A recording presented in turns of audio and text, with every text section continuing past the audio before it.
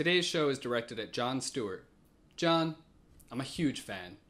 You're a pioneer, a trailblazing explorer on the front lines of making stupid people look stupid and calling people out on their bullshit.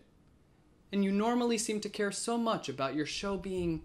What's that thing where you make sure what you say is based on actual facts? That's the word I'm looking for. True.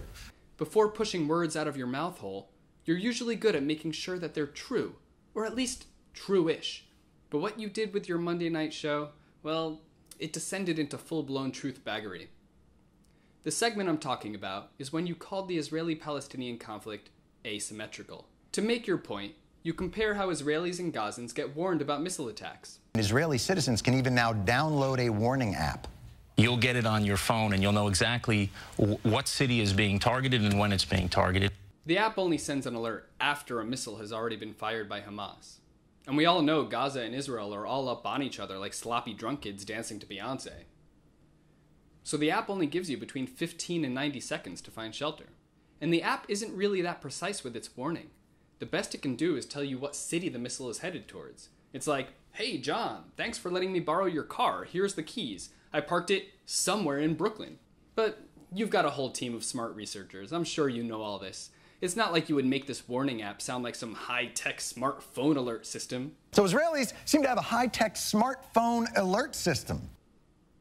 Oh, well, if that's how you felt about the Israeli warning system, let's hear what you have to say about how Gazans are warned of an attack. How are the Gazans notified? Basically, a small mortar explosion on the roof of a building, which serves as an Israeli warning of an upcoming airstrike. So the Israeli military warns Gaza residents of imminent bombing with a smaller warning bombing. The truth is, this little warning bomb is specifically designed to be just that, a warning, and not to cause harm. It's the military equivalent of a polite tap on the top of her head when you're close. And besides, this is just the backup final warning. Israel also sends text warnings to civilians in Gaza.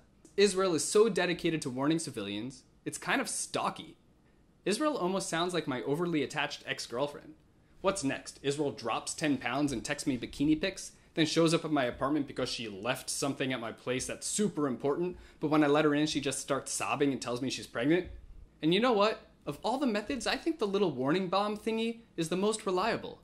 I mean, I already have major anxiety about my iPhone battery running out. At least I'm not relying on it for a 15-second head start against a missile.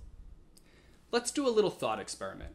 What if I told you I was planning to punch you really hard in the balls, and you could choose between two warning systems? Either I walk up to you, and before punching you I reach out and gently tap you first, giving you time to run away, or call the cops, or say, hey Jason, why are you touching my balls? Or I send you a text and then 15 seconds later, run up quickly and punch you in the junk. John, I think we both know you'd rather I come tap you in the balls. Look, Israel's on the cutting edge of the effort to bring as much humanity as possible into warfare. But instead of acknowledging that, you kind of made fun of the warnings altogether, because as you put it, when it comes to giving civilians time to evacuate... Evacuate to where? Have you seen Gaza? Well, Israel's not trying to kill civilians, and Israel is very good at what it does. I mean, they're good enough to send a warning missile to the exact spot they plan to send a real missile. Not even Robin Hood could do that. I spit Robin's arrow in twain! So if Israel tells you it plans to bomb the building you're standing in, my advice? Evacuate to any other building. John, there is a very important asymmetry here, but it's one that you're failing to highlight.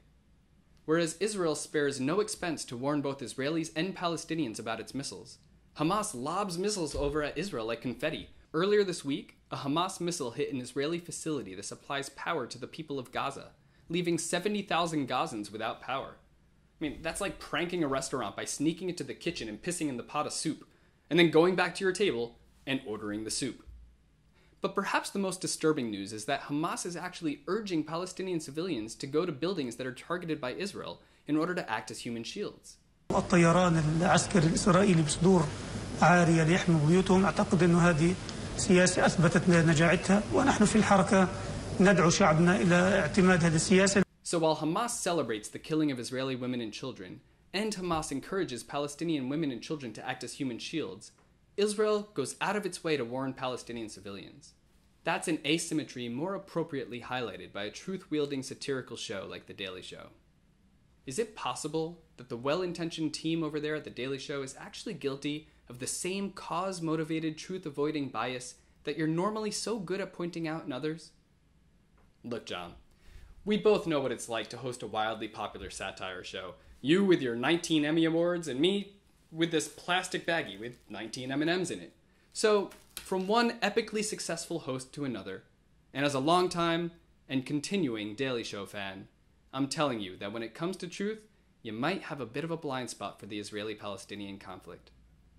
That's our show. I'm Jason Kessler. Thanks for watching, and please share this video.